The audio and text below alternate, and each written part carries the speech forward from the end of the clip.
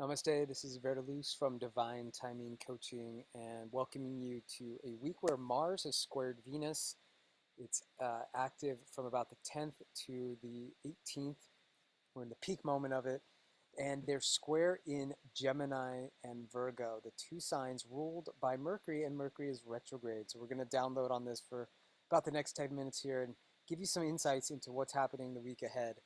There's a lot of flies around me, but it's a beautiful location here in the wonderful olive orchards of the Spanish mountains. It's unbelievably beautiful here while I'm on a massage training here and really enjoying the beauty of this place on my Venus line.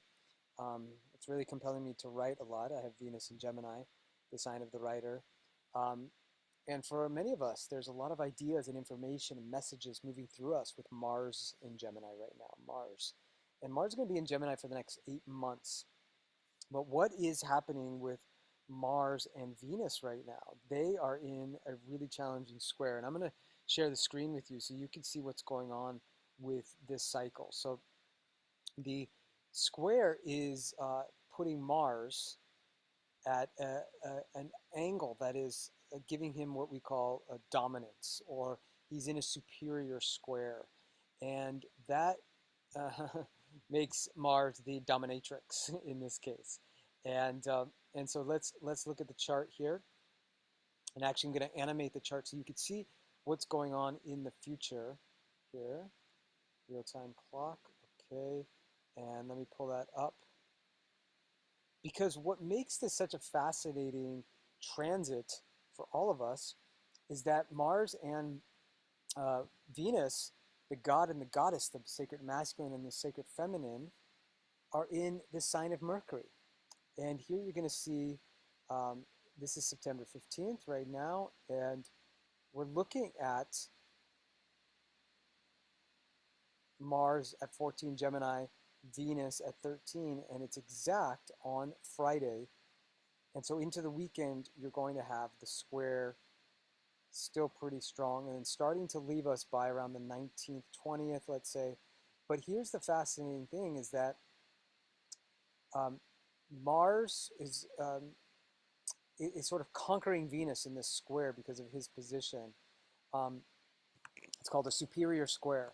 So what this can create, first of all, is we know that both planets, Mars and Venus, the god and goddess, are in the sign of the communicator, the messenger, Mercury.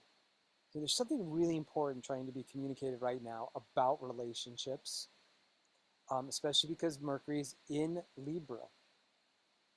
Balance, harmony, fairness, equality in relationships. These themes are really up for us. How do we be harmonious with the people that are around us, with our beloveds? This is really up for us. What is just? What is fair? What is diplomatic? This is really present. And it's a Mercury that's retrograde. So we haven't worked this out yet. We are in the process of working this out. And one of the issues that comes up is that Venus is in Mercury's sign, which is actually a great thing because Mercury is in Venus' sign. And this is called a mutual reception. So there is like this work trying to happen where we're trying to hone, hopefully a more peaceful agreement to some things where we might not like what's happening. And the reason we don't like it is because Venus is in Virgo. Venus is in her fall in Virgo, the sign that she just gets really critical and anal and analytical, especially towards her relationships, towards her resources, money. Maybe she is not getting paid what she wants. Maybe a job is overwhelming her. There's some kind of tense interactions going on there. But then Mercury's saying, yeah, but we got to work this out. We got to work this out. We got to listen to the other.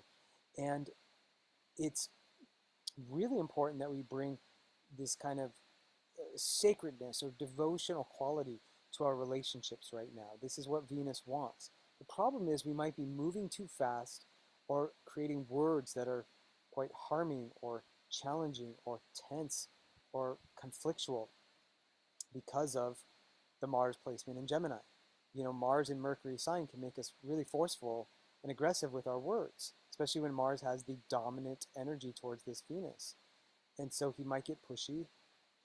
He might kind of shove some ideas or opinions towards the goddess here, and this can bring some frustration, some irritation, some um, sense of being really um, impatient with the person we care about the most or the people that we're working with. So so look at any areas of contracts, of negotiations, um, as really being a potential battleground right now, and really requiring that sort of discernment. You might even be learning that the thing I'm going through right now, or what I signed up for, or this relationship or business relationship, is not what I want actually. And that's a Virgo thing. That's a Venus and Virgo thing. It's a Sun and Virgo thing right now. That we realize that where we might be putting our effort may be actually draining us. Um, and creating some strife in our life. And so we have to slow down, which is difficult with Mars and Gemini. But Mercury retrogrades really, really help us to go within and to reflect. And what is right relationship for us? Mercury will go back into Virgo in just about a week here, maybe a little bit less. Let's go to the 1920 and look at right here. Just as the sun comes into Libra, Mercury goes into Libra. Mercury and the sun are connected. This is going to be a lot of communication and information channeling through us. It's called Mercury Cazimi. And then Mercury goes back into his home sign in Virgo. Now this should help our communication process, but it's going to make us more analytical, more critical as well, more fact oriented, and less sort of about pleasing the other, Mercury and Libra.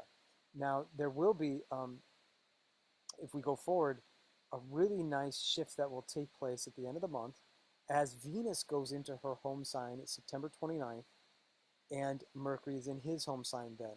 But now, you know, Mercury's in Venus's sign, Venus is in Mercury's sign, and Venus is getting hit by that square from Mars.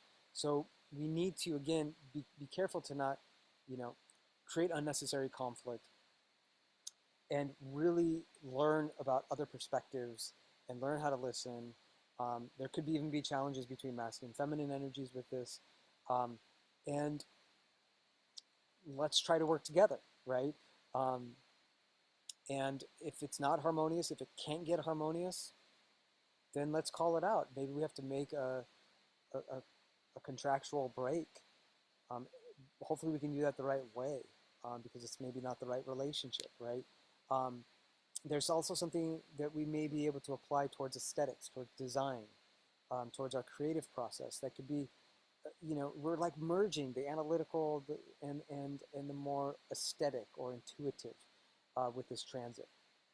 So we need to learn how to articulate what we desire, what we're attracted to, or what we're not, and not get defensive about that Mars square Venus, but actually just to own that, um, and not get blunt about how we communicate that, but really like be more try to come back into our heart, which can be difficult with the speed of mutable signs that are changing, and with the air element and these signs ruled by Mercury. Mercury's more rational, not so heart based. So we have to do extra effort during this time, and that's why I like to always come back to listening to what your human design can communicate to you about your relationship intent. There's a lot of different factors in the design that can show you what you're wanting in relationship. And one of the things that we always talk about is your energy type. You know, a projector actually needs questions to be asked to them. Like, what do you think about this? And in that process, projectors get recognized, which is what they want. 20% of the world are projectors, and they have a lot of advice and counsel, and they are the advisors of the world in their work. And the builders and the catalyzers, the generators and the manifesting generators, they can benefit from the wisdom of the projectors. But oftentimes they're moving their energy so quickly they don't stop long enough to ask. And so in relationships, whether that's business or if that's a personal relationship, some of the best synergy happens when the generators, the manifesting generators, which is 70% of the world, most people, um, really decide that, you know what, I have this wonderful resource of energy I want to use, and I want to use it really wisely, and I want to ask those projectors around me the best way of doing that. Maybe it's around coaching, studying human design, or astrology, um, so that I can apply my energy best. Um, but if a projector isn't ever asked that in a relationship, they will turn the other way. Now, they also may be artists, right? And they want partners to acknowledge their art or invite them in. Um, you know, it's such a beautiful time right now to integrate these different languages of conscious relationship. We can look at our energy types. That's one aspect of human design. We can look at our inner authority. Maybe it's emotional, right? Or maybe it's sacral. There's very different energy and different way that we make a decision. Emotional types, like an emotional projector, an emotional generator, they need a lot of time to make a decision to allow their emotions to ride a high and a low, to come to that neutral zone. But if you have a sacral authority, your gut will tell you very quickly, usually, I have the energy for this, or I don't. There isn't a projector out there that has that ability. So projectors actually are the type that have the most possible inner authorities, but they will never have that sacral response. But they're very good at reading that sacral response in others. They're very good at helping the generators and manifesting generators use their energy really, really wisely because they can read that. That's one of the beautiful things about the open centers in your design is that they will be the place where you learn the most, where you'll get educated the most because you can have a lot of different experiences there. You know, the love languages can be really helpful during this transit as well when Mars and Venus are square. And if you think about it, Venus in Virgo, it's acts of service. It's the simple things. It's doing things you don't need to be acknowledged or, honored for. It's like I'm gonna go take out the dishes, and you might, or sorry, take out the garbage, do the dishes, do the simple things, run the errands, right, so that you don't have to do it. And those might go a long way during the cycle of Venus and Virgo. Virgo is a sign that really digs on acts of service as a love language.